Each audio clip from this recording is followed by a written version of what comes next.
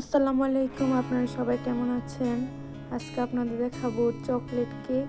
তো কিভাবে বানাবো তো দেখবেন। তার আগে দেখে নিন যে কেকটা কিরকম হয়েছে, কতটা সফট, কতটা নরম হয়েছে, আপনারা দেখতেই পাচ্ছেন।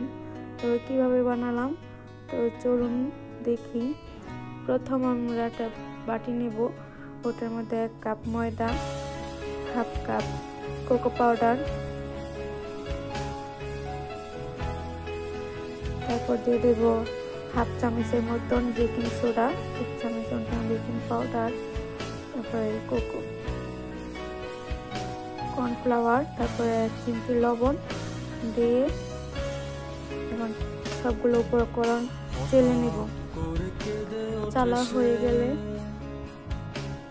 এটা আলাদা করে রেখে দেব। দেখতে পাচ্ছেন উপরে কতটা দানা দানা রয়েছে, এগুলো সব এখন আমি যতটা সময় ততটা নিব, বাকিটা ফেলে দেব।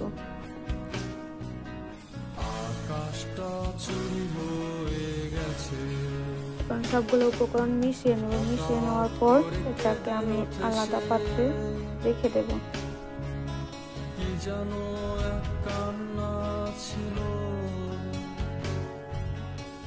মেশানো অনেকটা প্রায় হয়ে গেছে। এখন আমি অন্য একটা বাটিতে 4টা ডিম ফেটে নিয়েছি আর কুসুম গুলো একসাথে নিয়েছি, আপনারা চাইলে আলাদা করে দিতে পারেন। আমি এখন হ্যান্ড মিক্সারটা ধুয়ে রেখে তারপর মিক্সার দিয়ে ব্লেন্ড করে নেব। প্রথমে কমের মধ্যে দিয়ে তারপরে ব্লেন্ড করে নেবেন। তারপরে 1 কাপ চিনি নিয়েছি, তো এটাকে আমি 4 বার ইউজ করব, একবারে দেব না, যাতে পানি বের হয়ে যাবে যদি একবারে দিই, তো 4 বারেই দেব।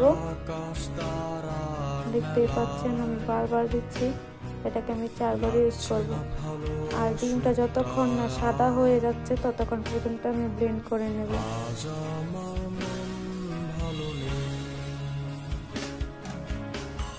সব শেষ হয়ে গেছে,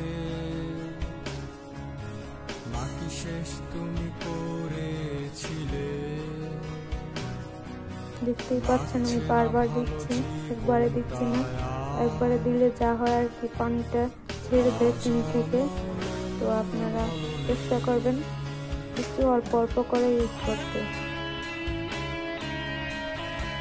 তো সাদা হয়ে গেছে, তখন আমরা কোকো পাউডারটা অল্প অল্প করে ঢেলে আলতোভাবে নেড়ে নেব। আর তার সাথে আমি 3 চামচের মতন দুধ এড করেছি। তো আপনারা আপনার প্রয়োজন মতন দিয়ে দেবেন। আপনারা চাইলে দুধটা নাও দিতে পারেন। এখানে আমি দুধ দিয়েছি 3-4 চামচের মতন, দেখতেই পাচ্ছেন। আর পাউডারের মিশ্রণটা আমি বারবার ইউজ করেছি, 2-3 বারে। একবার ইউজ করবেন না, তাহলে দড়া লেগে যাবে। তো আস্তে আস্তে এইভাবে ঘুরিয়ে নেবেন।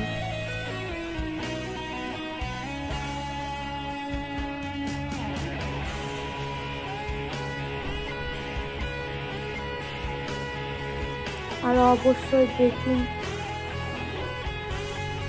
ভ্যানিলা এসেন্সটা অবশ্যই ইউজ করতে হবে।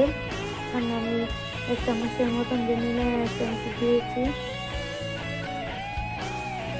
তো আমি যে পাত্রে কেকটা তৈরি করবো সেটা তেল মেখে নিয়েছি।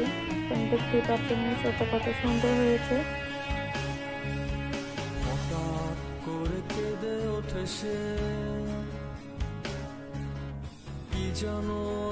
এভাবে হাত দিয়ে চেপে নেব যাতে ফাঁকা ফাঁকা না থাকতে পারে। আর একটা কাঠির সাহায্যে এভাবে নেড়ে দেব যাতে ভিতরে কিছু না থাকতে পারে, দলা লেগে না থাকে।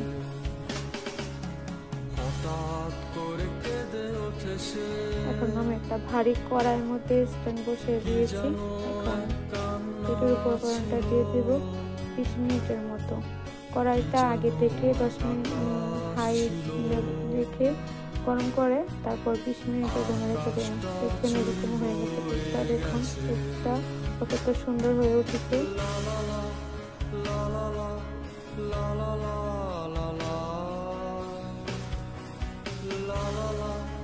দেখতেই পাচ্ছেন কেকটা কত সুন্দর হয়েছে।